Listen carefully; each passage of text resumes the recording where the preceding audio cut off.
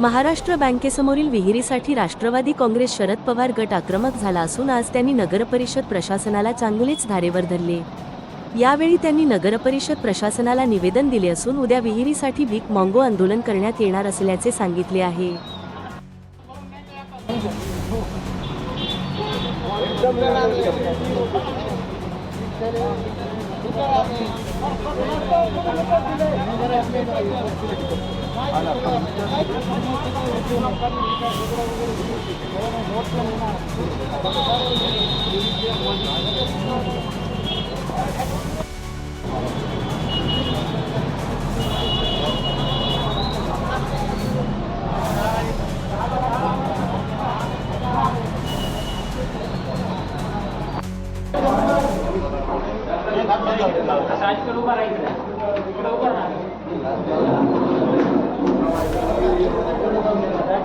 परिषदेमध्ये मुख्याधिकारी यांना आम्ही निवेदन द्यायला आलेलो आहे।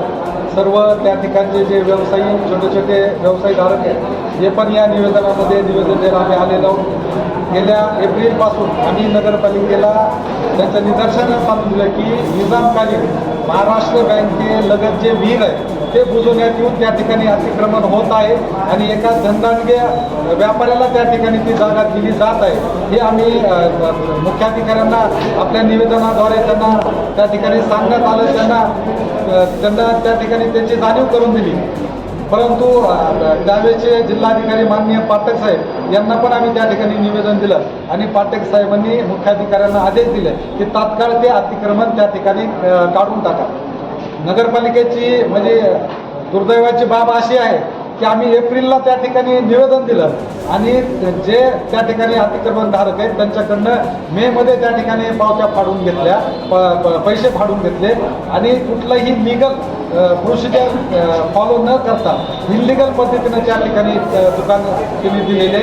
आपण अंमलबजावणीकरांनी पाहिलं असेल की जे छोटे छोटे व्यावसायिक आहेत, काही दिवसापूर्वी अंमलबजावणी शहराचं जे अतिक्रमण निघालं त्याच्यामध्ये छोट्या छोट्या व्यावसायिकांना स्वतःचं पोट भरण्यासाठी छोटे गाडे किंवा टपऱ्या लावले होत्या। अशांना विस्थापित होण्याची त्या ठिकाणी वेळ आली आणि नगरपालिका एवढ्या म्हणजे काय म्हणतात मगरुरीनं अंमलबजावणी शहरामध्ये काम करत आहे की एखाद्या धनदांडगे व्यक्तीला त्या ठिकाणी अतिक्रमण करण्यासाठी प्रोत्साहन देत आहे। मी यापूर्वी मुख्याधिकाऱ्यांना 2-3 निवेदनं दिली आणि त्यांना स्मरणपत्र दिलं आणि त्यांना सांगितलं की हे नगरपालिकेची जी विहीर आहे, निजामकालीन विहीर आहे, ते बुजवलेली, त्या विहिरीवर अनेक लोकांना त्या ठिकाणी पाण्याची व्यवस्था होत होती, ते बुजवण्यात आलेली आहे, ती तात्काळ मोकळी करा आणि त्याच्यावर झालेलं अतिक्रमण हे आपण तात्काळ काढा, अशा पद्धतीची आम्ही त्यांना वारंवार मागणी केली।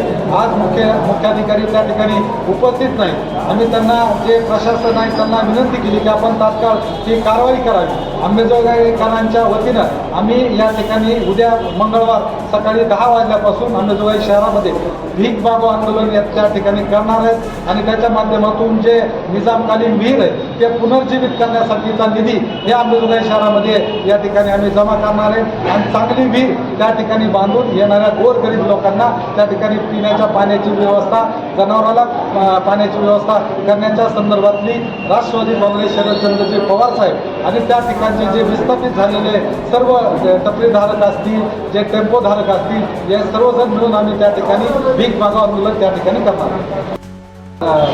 म्हणजे टपरी देण्यासाठीचा किंवा दुकान देण्यासाठीची जी कारवाई केली ते पूर्ण इलिगल केली।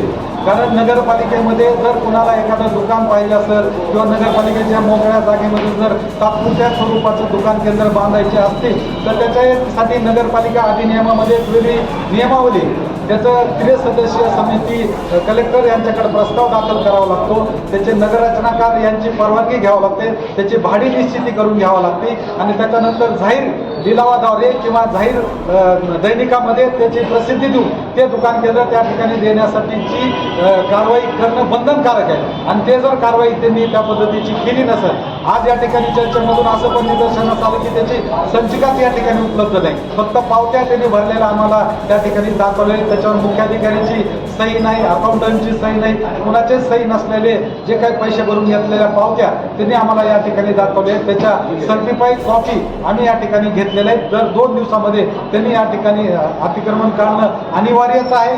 उद्या आम्ही या ठिकाणी जे निजामकालीन विहीर आहे त्याचं पुनर्जीवन करण्यासाठी आम्ही अंमलबजावणी शहरामध्ये भीक मागो आंदोलन या ठिकाणी करतो.